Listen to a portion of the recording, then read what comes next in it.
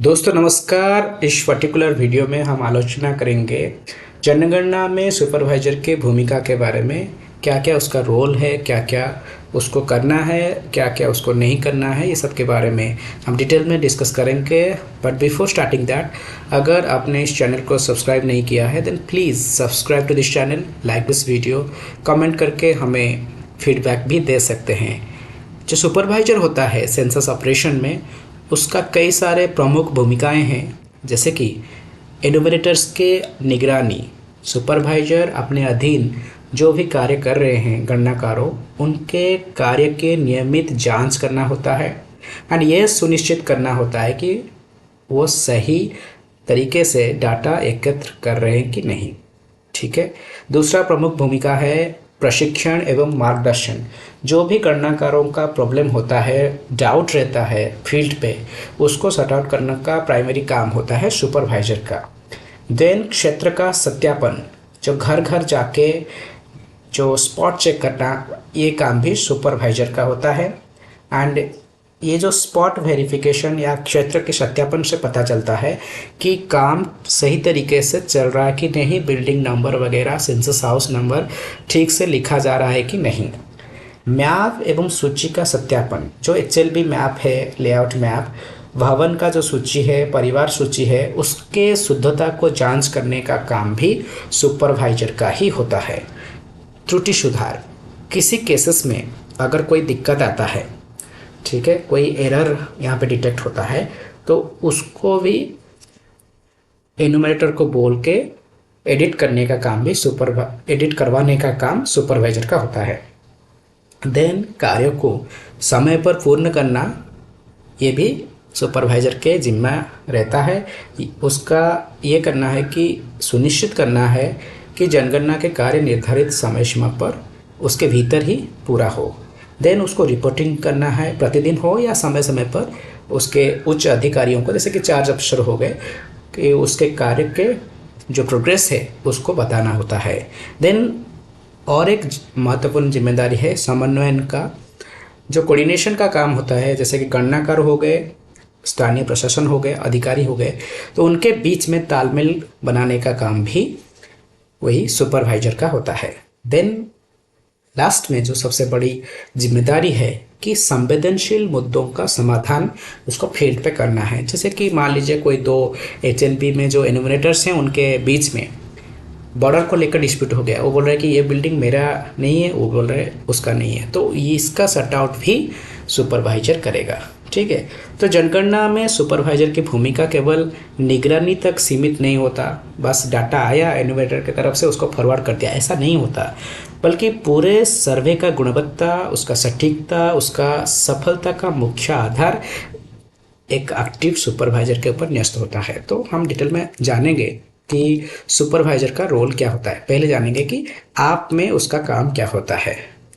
जब सुपरवाइजर अपने, देखिए ट्रेनिंग के टाइम एक ट्रेनिंग ऐप मिलता है, ठीक है, उसका इंटरफेस कुछ ब्लूइश रहेगा। बाद में जब ओरिजिनल ऐप आएगा अपॉइंटमेंट लेटर के बाद, तो वो कुछ ऐसा दिखेगा, ऑरेंज कलर का दिखेगा आपका इंटरफेस।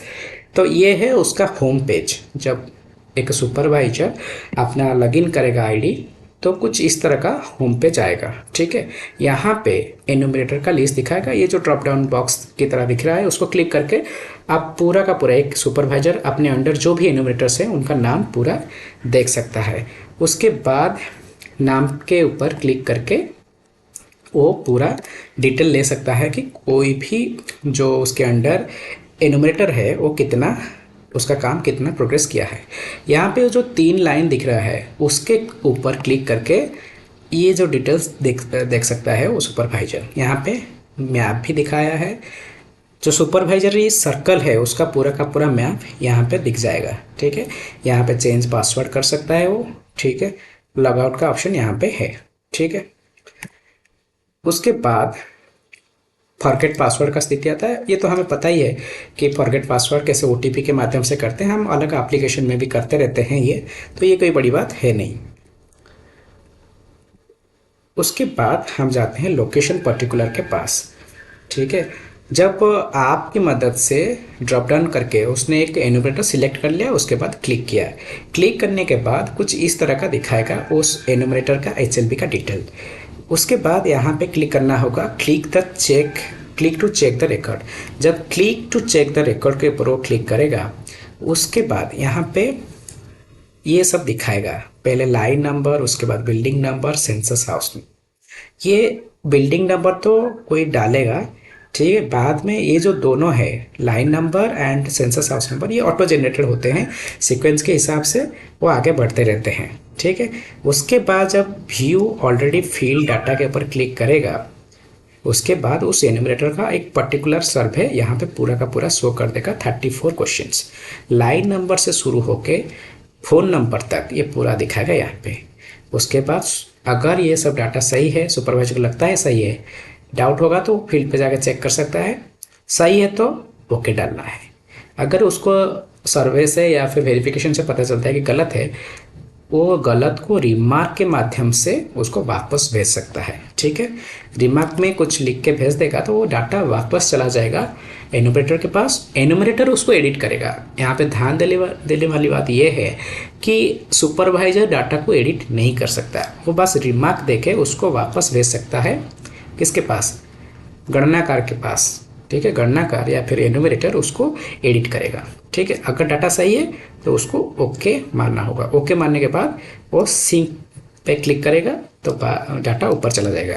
जो डाटा को उसने ओके मार के सिंक कर देगा, वो डाटा यहाँ पे मान लीजिए 173 लाइन नंबर है, उसके अंदर ये सब डाटा, ये सारे के सारे डाटा आता है। तो उसको जब उसने ओके मार के सिंक कर दिया, ये डाटा सुपरवाइजर के मोबाइल से चला जाएगा, ठीक है, वापस नहीं दिखाएगा। क्लियर?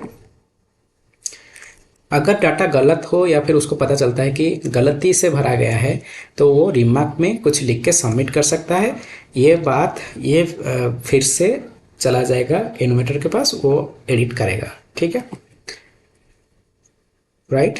तो सिंक बाद में नहीं करना है। देखिए यहाँ पे एक एक करके जब सारा डाटा एक एक करके जितने सारे बिल्डिंग है, जितने सारे लाइन है, वो सब कुछ उसने दे दिया, ख़त्म हो गया जब HLB का काम। उसके बाद यहाँ पे टिक करना है, इज़ दिस HLB कंप्लीटेड। टिक करके यहाँ पे HLB कंप्लीटेड पे भी टिक मारना है। उसके बाद यहाँ पे एक ऑनलाइन सिग्नेचर करके फाइनली यहाँ पे सबमिट करना है, तो उस HLB का काम ख़त्म हो जाएगा। क्लियर? तो ये होता है सुपरवाइजर का काम आप में। चेंजिंग ऑफ डिवाइस, चूँकि डिवाइस यहाँ पे हमारा डिजिटल सेंसस चल रहा है, तो पूरा का पूरा हमें ख्याल रखना है कि हमारा डाटा सुरक्षित हो, ठीक है। तो अननेसेसरीली हमें डिवाइस चेंज नहीं करना चाहिए, ठीक है। जितना संभव हो प्रोटेक्शन देके रखना चाहिए, स्ट्रॉन्ग पासवर्ड देके रखना चाहिए, ठीक है। तो एक और चीज़ जो मैं भूल गया था, एक सुपरवाइजर को अपना लेआउट मैप भी बनाना होता है, ठीक है। तो एनुमरेटर का भी लेआउट मैप हमें पता है वो कैसे करते हैं, मैं इस रिलेटेड वीडियो भी बना चुका हूँ। जो सुपरवाइजर का लेआउट मैप है वो हालांकि एनुमरेटर लोगों से इजी होता है रिलेटिवली, क्योंकि जो सुपरवाइजर का अपॉइंटमेंट लेटर होता है वहाँ पे लास्ट को एक मैप दिया जाता है, या फिर चलो आपसे भी वो आप खुद का मैप, अपना पूरा सुपरवाइजरी सर्कल का मैप डाउनलोड कर सकता है। उस मैप के बेसिस पे अपने अंडर जितने सारे HLBs हैं, वो उसका बॉर्डर, उसका मेन रोड, ये सब करके अपना पूरा का पूरा मैप ऐसे ड्रा करके सबमिट कर सकता है, ठीक है। यहाँ पे उसको बिल्डिंग नहीं दिखाना है, सारा के सारे इंपॉर्टेंट लैंडमार्क्स दिखाना है, इंपॉर्टेंट रोड्स दिखाना है, दैट्स इट। तो सुपरवाइजर का मैप बनाना आसान होता है, ठीक है। बाकी जो वेरिफिकेशन का काम, ये थोड़ा उसको सिंसियरली करना है, ठीक है। एंड एक और चीज़, यहाँ पे जो रिमार्क दिया जाता है, सुपरवाइजर को ये नहीं करना चाहिए कि मैं बस रिमार्क में गुड, वेरी गुड लिख दूँ, ठीक है। गुड, वेरी गुड ये सब लिखने के बाद वो डाटा जब चला जाएगा ना एनुमरेटर के पास, वो बेचारा फंस जाएगा। क्योंकि जब भी एक सुपरवाइजर ऐसे रिमार्क लेके सबमिट कर देता है तो डाटा वापस चला जाता है एनुमरेटर के पास, एंड एनुमरेटर जो line number, building number and census house number, ये सब को एडिट नहीं कर सकता। बाकी चीज़ क्वेश्चन नंबर 4 से उसको फिर से भरना पड़ता है, ठीक है। तो ऐसे गुड, वेरी गुड ये सब लिखने की कोई ज़रूरत है नहीं, ठीक है। बस जो भी डाटा गलत हो तो उसमें यहाँ पे रिमार्क दे के उसको वापस भेजना है। सही डाटा के लिए गुड, वेरी गुड, नाइस ये सब लिखने की कोई ज़रूरत नहीं, बेचारा एनुमेरेटर फंस जाएगा, ठीक है। आशा करता हूँ ये वीडियो आपके लिए हेल्पफुल होगा। अगर वीडियो हेल्पफुल हुआ है तो please subscribe to this channel, like this video, comment करके हमें इनकरेज कर सकते हैं। That's it for now. धन्यवाद।